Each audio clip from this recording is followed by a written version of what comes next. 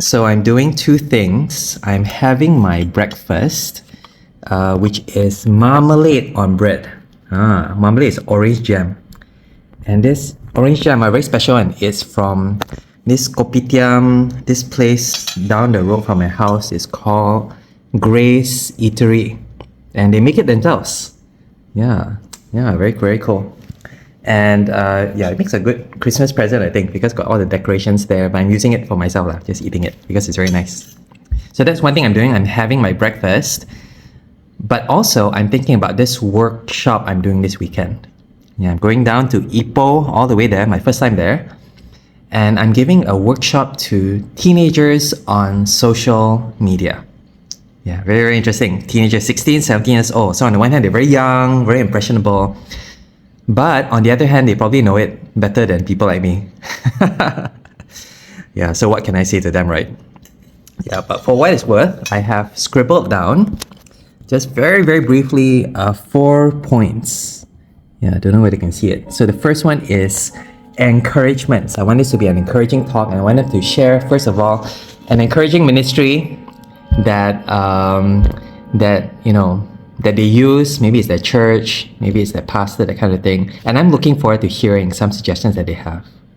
But for some of them, they might not know of any encouraging ministries online, and then it's just worth asking then, kind of, how do you spend your time online? And so I'm going to talk about actually Mr. Edril. Yeah, very interesting story. He actually wanted to cancel all his social media accounts, but now he runs a very, very effective and faithful ministry called Malaysia Christian Memes. So I'm going to segue into that and just talk about how it's possible to be encouraging online. And really what it boils down to is people that you know, people that you trust, and people of good character. So it's not the ministry itself, it's not the social media or how flashy it is, but it's people. If you trust people, then your phones, your social media is just another way of connecting with them. So that's the first thing.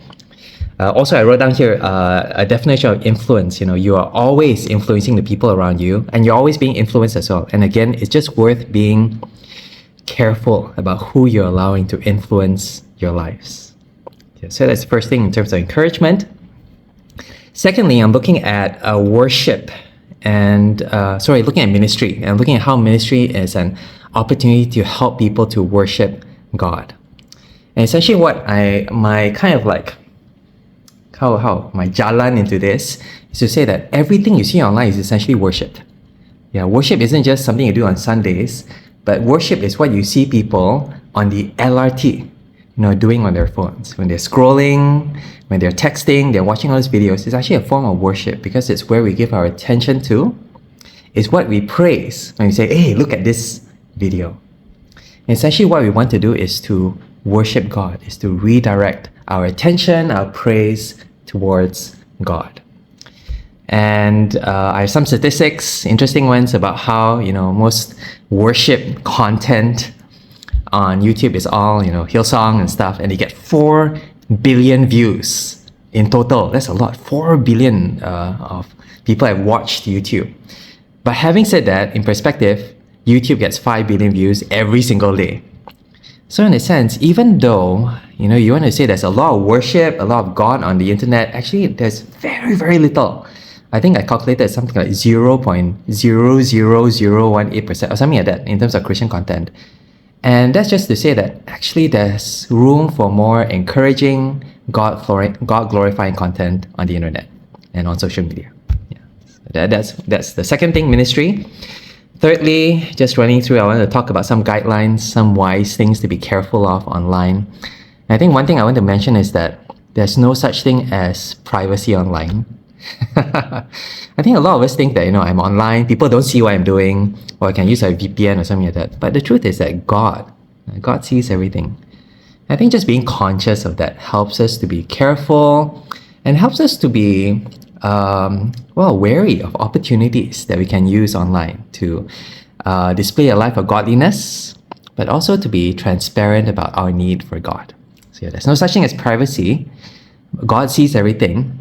But if you're conscious of that, I think that prepares us well for how to use our phones, how to use our social media accounts.